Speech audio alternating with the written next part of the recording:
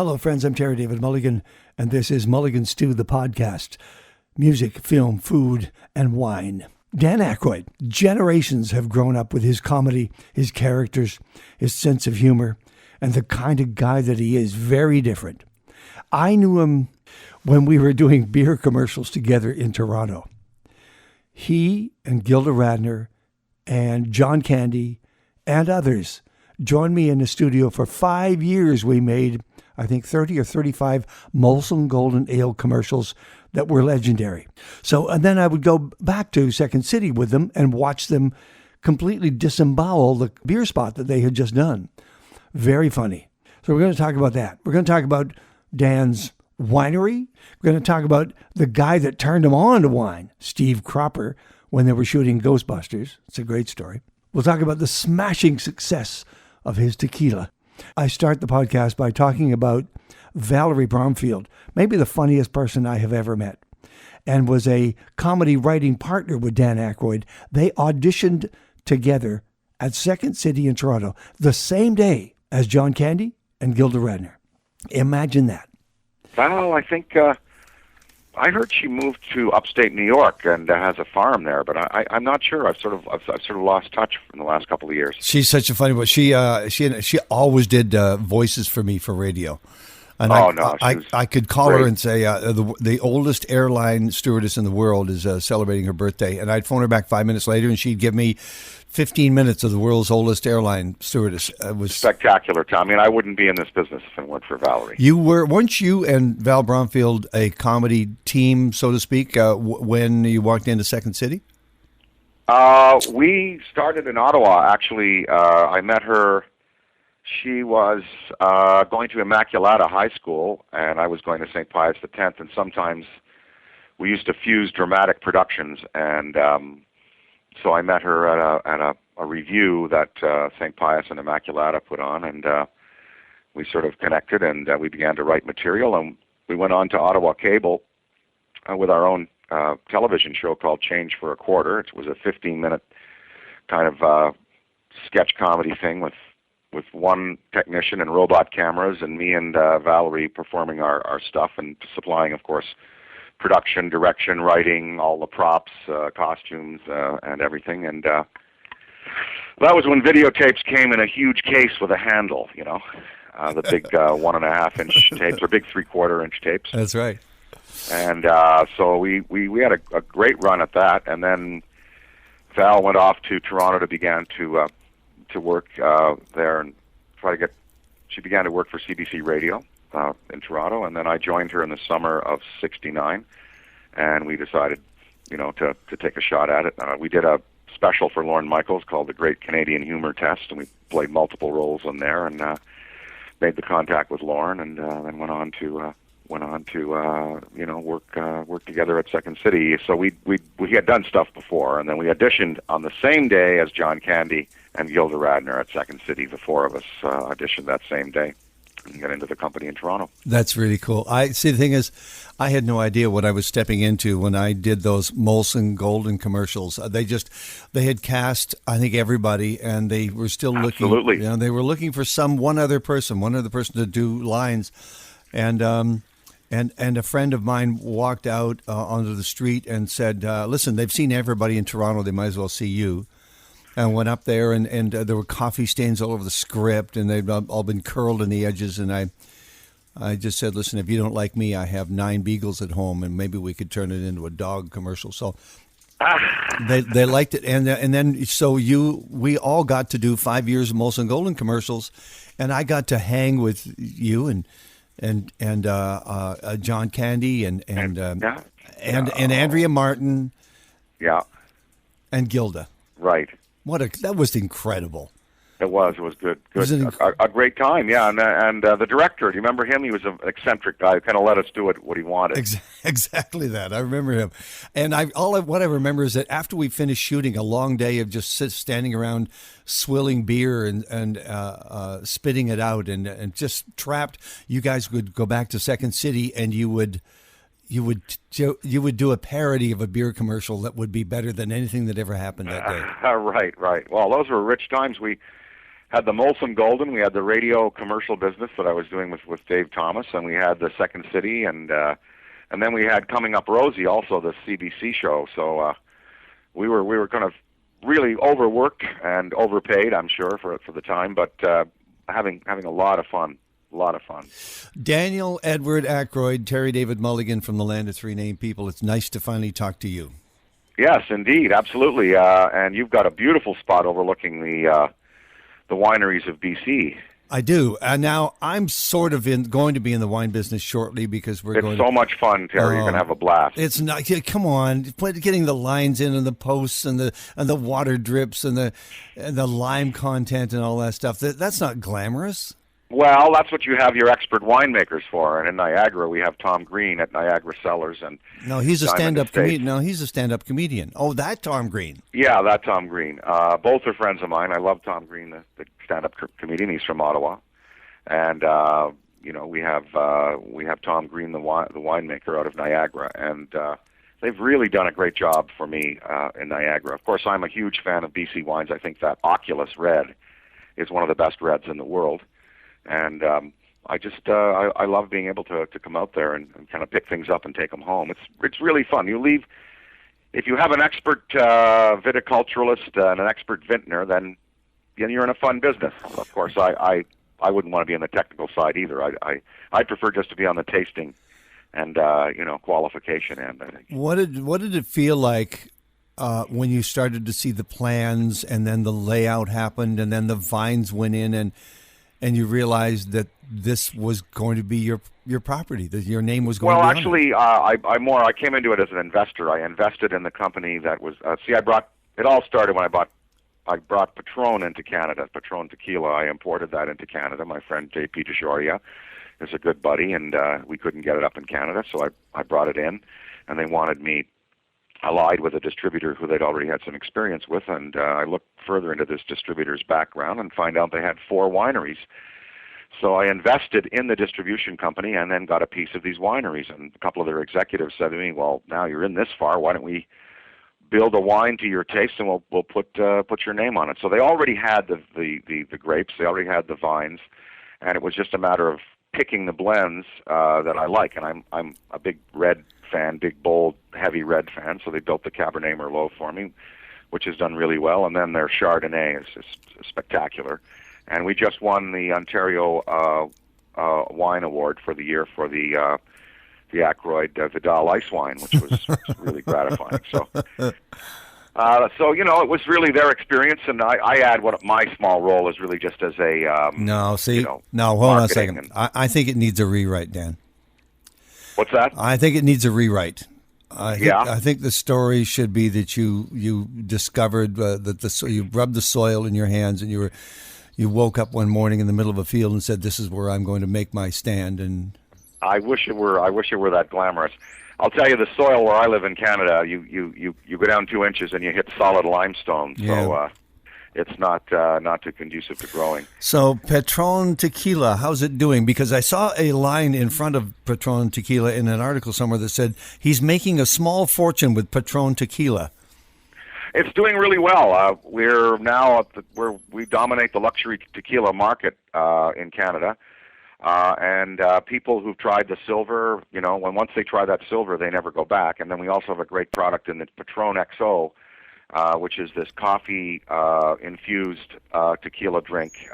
I call it legal ecstasy. I mean, it's just you get the double buzz, the tequila buzz, the coffee buzz, and the taste is great. You could use it as you would Kahlua. I make Mexican Russians with it. I take it and I put it in milk. But wait a minute. Is it a floor wax or a shampoo? What is it? It could be both. Yeah, it's something to impair you so that you can't drive, and then it's something so that you've got coffee so that you might think of maybe driving. But you're up, you're down. You're up, you're down. It's a roller coaster. Yeah. No, I don't go anywhere. If you have alcoholic beverages, you don't go anywhere near any vehicles or chainsaws. So now, as an investment, did you see the glamour? Did you see the romance in the wine business?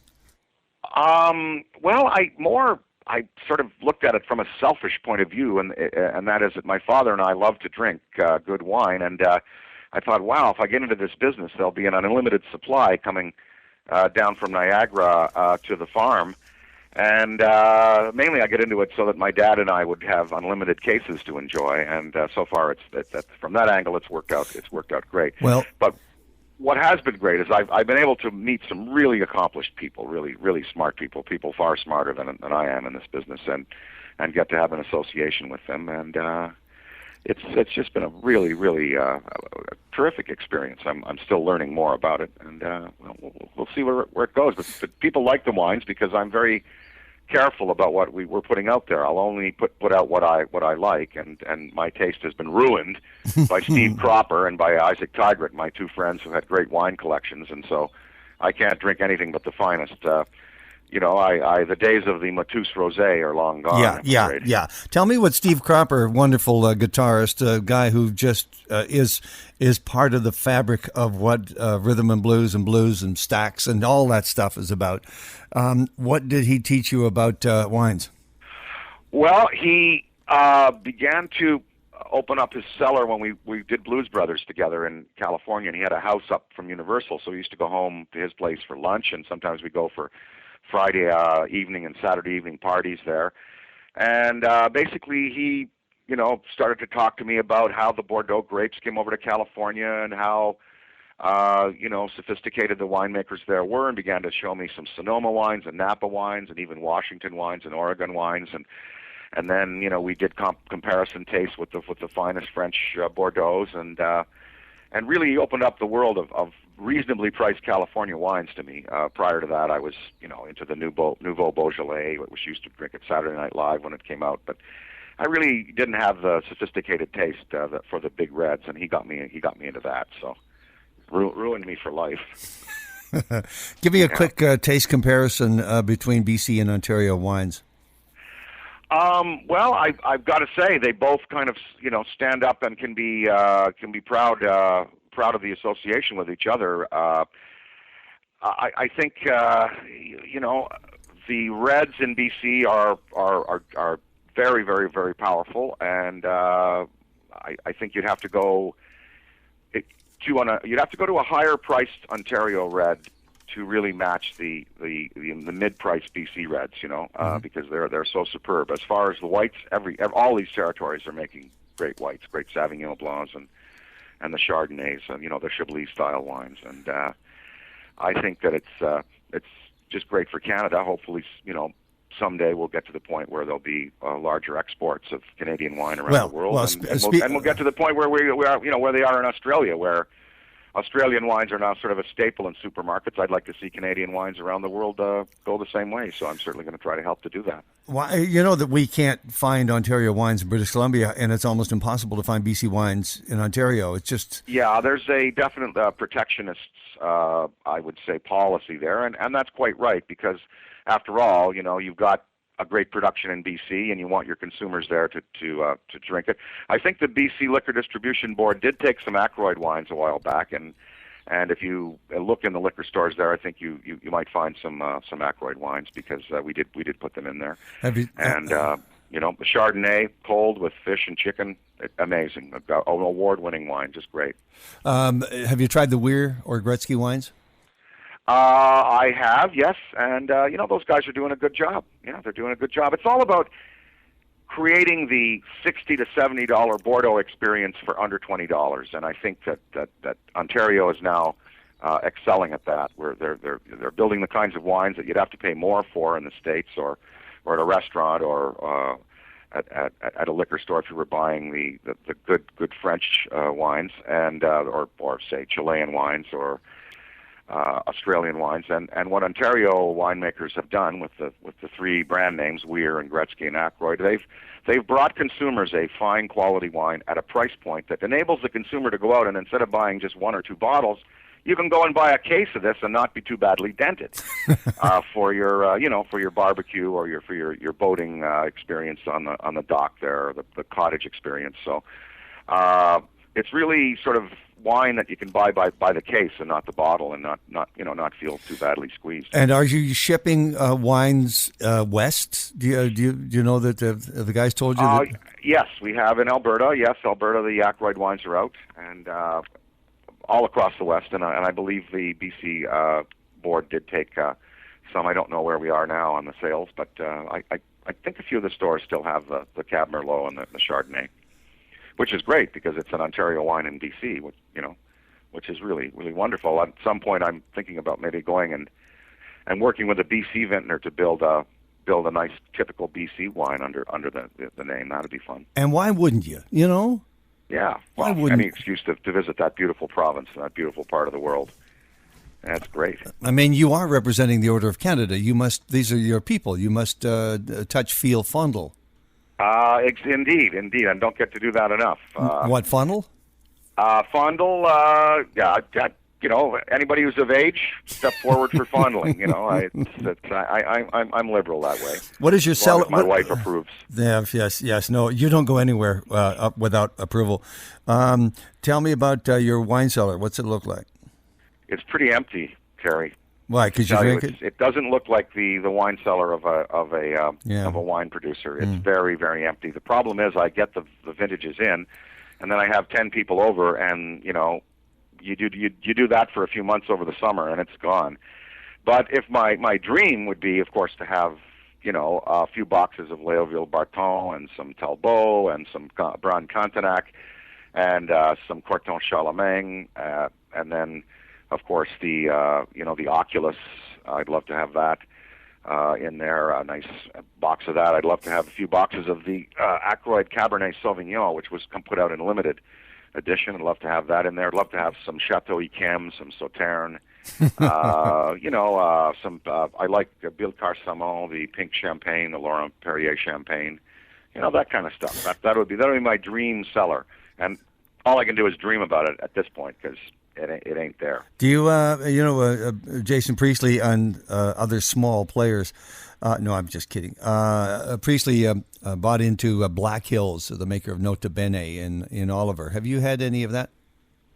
Yes, sure, absolutely. Very, very smart move there. No, that's a beautiful house. They're doing some great stuff. And we see that Michel Roland is working with Mission Hill and Anthony von Mandel, which means that the next Oculus is going to have his stamp on it. Oh my God! I mean, what they've got going already is incredible. So this is going to be one of the greatest blends ever. Can't wait till that comes out. Wow, a Canadian wine industry. Who'd have thunk it? I never thought, Terry, never thought, even 6-7 years ago, I never thought I'd be serving Niagara wines at my table, and proudly doing so. I was prejudiced. It was all either if it wasn't French or California, I wasn't buying it. And I tell you, man, I've really been educated and opened up. There's spectacular wineries in Niagara besides the one that I'm involved in. There's some just really, really great makers of wine there, and the full array of Niagara wines is really getting to a point where people can they can try different things and do it for a good price, which is what my whole thrust is about. Getting you got people who work hard, the double income family, the wife works, the husband works, they work hard, they come home. They have sophisticated tastes now in food and wine because there are magazines, there are television shows. You've got the working family who now has a sophisticated taste in cuisine, and why shouldn't they have a great wine at their table for a good price? And that's what the Aykroyd campaign is all about. That is the campaign. That was a speech. That was incredible. I'm a working guy, and I know how hard it is to sustain and make a living consistently, especially as an actor that spends, I spend half my time unemployed. So I really appreciate how hard people work in those hands-on jobs, and they should have a reward when they come home, and that is the reward of a good, reasonably priced wine with a fine meal. People, are tending to kind of stay home a lot now, especially as we look at the prices rise. On everything, commodities around the country. It's just disgusting. I mean, these companies are going to price themselves right out of business. Gas companies, dairies, bakeries are going to turn around and say, "Why aren't our products selling?" Well, your products are too high, and it's business has got to wake up. They're going to alienate the consumer to the point where the entire economy will collapse, and then nobody will be drinking wine. They'll be making their own. What's your blend, Dan, at Aykroyd Wines? The Cab Merlot was I guess about I would say 60 Merlot, maybe 40 Cab. Right. The Cab Sauvignon again was 100% Cab, and now we're doing a Shiraz and a new Sauvignon Blanc. So I leave it up to Tom. It's funny, you know, the Chardonnay we put out, they liked it.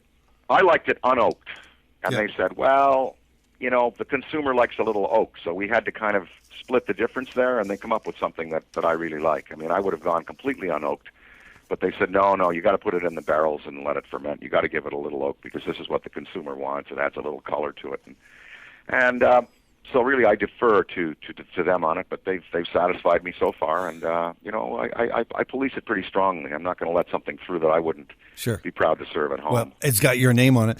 I see that. I see Lorraine Bracco is really into the wine business in France, where she was living, and just decided to go straight at it. And it's a seriously good wine.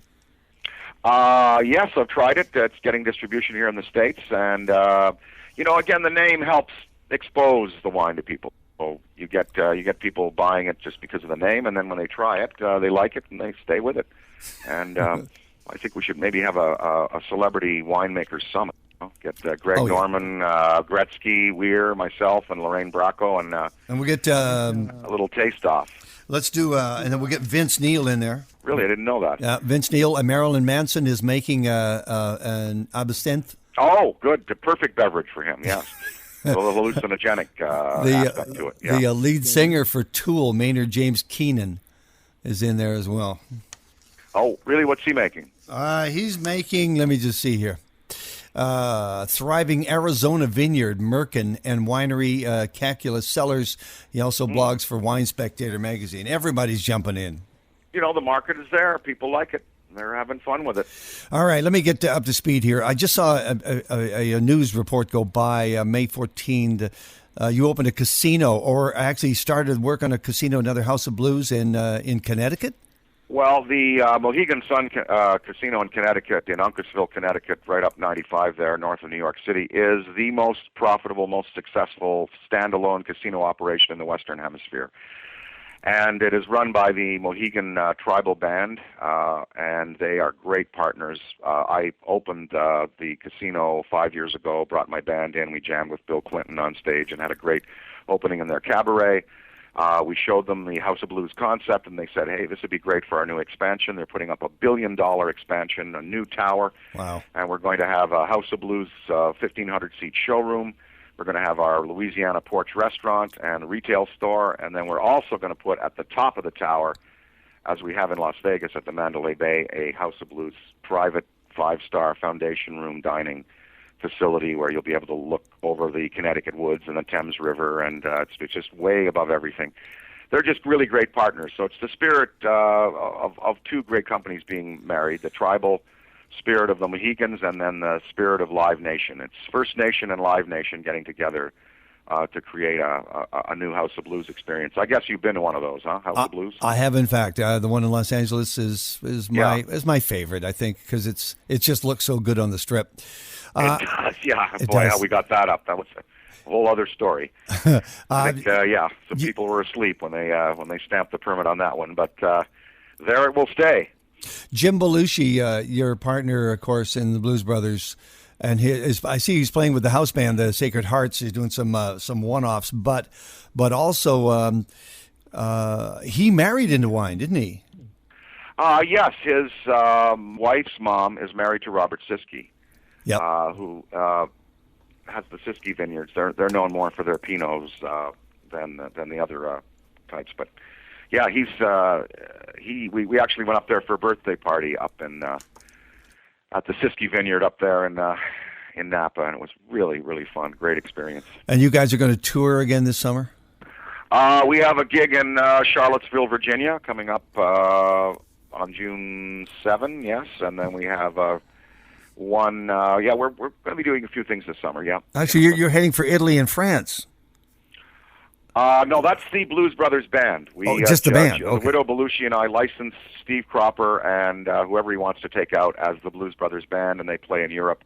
And then we're the Blues Brothers formal classic review featuring the Legacy and the Blood. And so Yeah, we play in North America. They play in Europe, and they are fantastic. They're really, really great. They've got a great harp player named Rob Paparazzo, an amazing singer and harp player. And, and just really fun. I've jammed with them a couple of times, and nobody gets better than that. Who turned you on to the blues and rhythm and blues? Well, I think I have to thank Harvey Glatt, the producer, the promoter in Ottawa, who used to bring all the great blues acts to town, and the little club called Le Hibou on Sussex Drive. I used to go there as a teenager, and mainly it was him bringing the acts to town. I saw Howlin' Wolf a dozen times, and many other great stars, of course, Muddy Waters, Willie Dixon.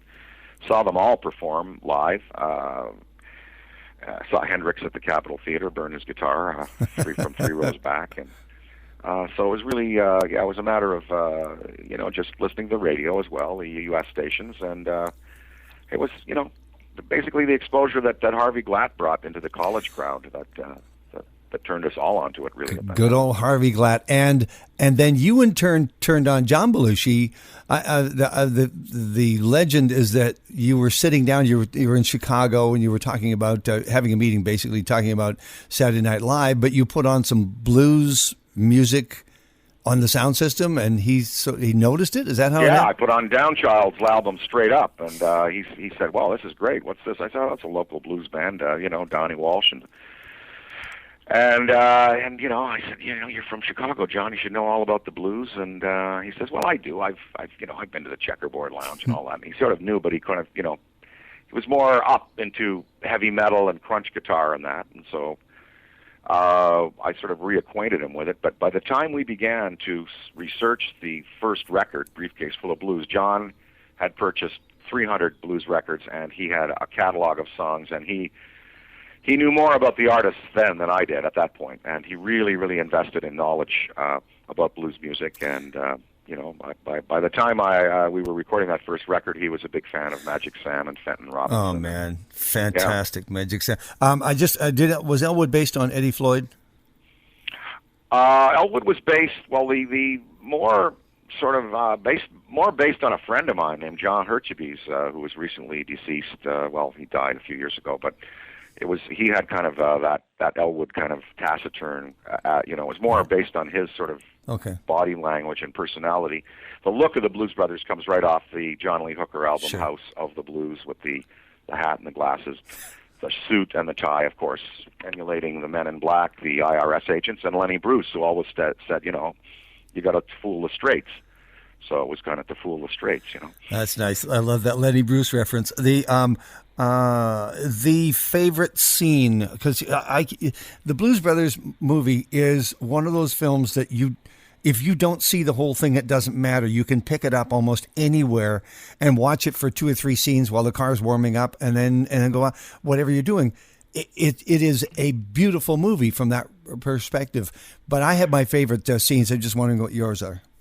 Well, thank you for that. There were a lot of collaborators on that movie. No one makes a film alone, of course. Landis, brilliant director.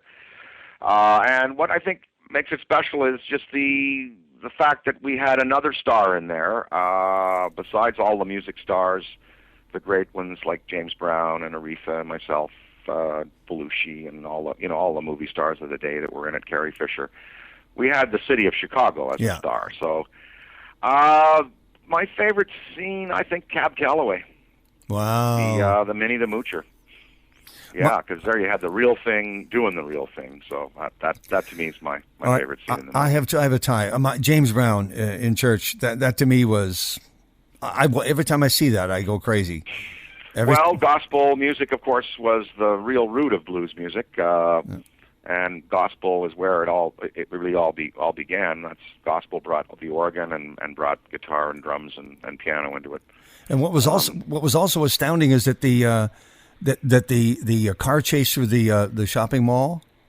Yes, Harvey, Illinois. That mall is apparently still abandoned and still has tire tracks on the floor.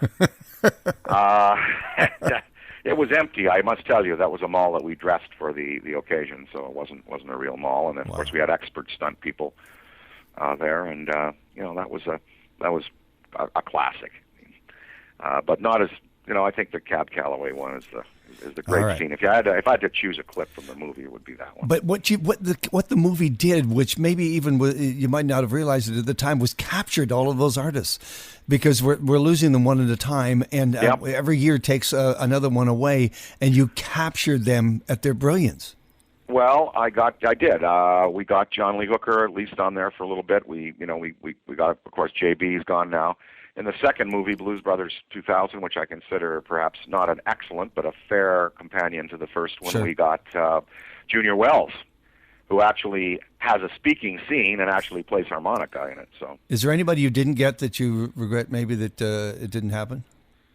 Oh, well, I don't know. I would have loved to have had Rufus Thomas, I suppose. He was, the guy walking the dog, Yeah. That song, The Dog, and I would have loved to have him. But I think in the second movie we had that jam scene was pretty. Oh, that was great. Yeah, yeah. Now, where are you July the 1st? You're always somewhere. July 1st, I will be probably on my private island in the lake with some friends, cooking up some burgers, drinking some fine Niagara wine, and just enjoying the summer afternoon, swimming, and making sure the kids don't fall off the cliff, that kind of thing. It's a damn fine life. Speaking of swimming, didn't Homer Simpson say that you both had the same physical attributes? Well, if he's blessed with an oversized haunch and and a 9-pound dick, I guess. Yeah, there is the truth in that. I've lost track of the awards that you've received, the Oscar nomination, but the Order of Canada, the Walk of Fame, the Star Walk in Toronto. Is there a knighthood coming? How do they finish off this? There's only one Canadian knight, and he cannot use his title. He's in jail, isn't he? Knighthoods are not recognized in Canada, and the way he got his knighthood was very interesting. He was knighted because when Hong Kong was handed over to the Chinese, there were some, I believe, British petroleum tankers sitting in the Hong Kong harbor, and this guy managed to sneak about 6 of these tankers out of the Hong Kong harbor and back into British possession, and for that he was knighted. And he's a Canadian. I forget his name. His name's David something. He's from far out there in the beautiful Atlantic provinces, and so he, I think, is our only Canadian knight. And what he did is far more worthwhile than anything I've done. But the Order of Canada is pretty exciting. You know what's wonderful about it? It's wonderful when you get the Order of Canada, when one gets it, to look around the room and see the people that are standing there with you. That's what blew me away. I was in the company of just the most amazing Canadians that had accomplished so much and given so much. I really felt honored and humbled. It was a great afternoon. Did it touch you in your soul? Did you? It did. It touched me in my soul when I looked around and saw people, who had, developed sports programs for the disadvantaged, and people who would devise, new scientific devices to save lives and help people, and just the giving of these people, these community activist organizers who just given their whole lives for the disadvantaged and the impoverished. It was really, really great. I felt part of a fine company that day. But what were those people thinking? They're looking over at you thinking, there's Dan Aykroyd. Actor, biker. I definitely was probably the least accomplised there. Oh, please. Please. Contribution to social. No, not at all. It's don't make any less of your role, because you have given us so much over the years and will continue to do so, I would assume. Well, I hope so. I got a little left, I think, and so I'm trying to keep the weight in the middle of the pendulum. From the archives, that was my conversation with Dan Aykroyd, recorded in 2008. Next week on the program, a feature conversation with the great Billy Bragg. He's talking about lots of things, but in particular about this amazing book of his, Roots, Radicals, and Rockers, How Skiffle Changed the World. He is a storyteller. Billy Bragg next week. Thanks for listening to this week's show. And remember, please subscribe to the Mulligan Stew podcast to receive fresh episodes weekly. You can subscribe via Apple Podcasts, Spotify, or Google Play Music. I'm Terry David Mulligan. Thank you for listening.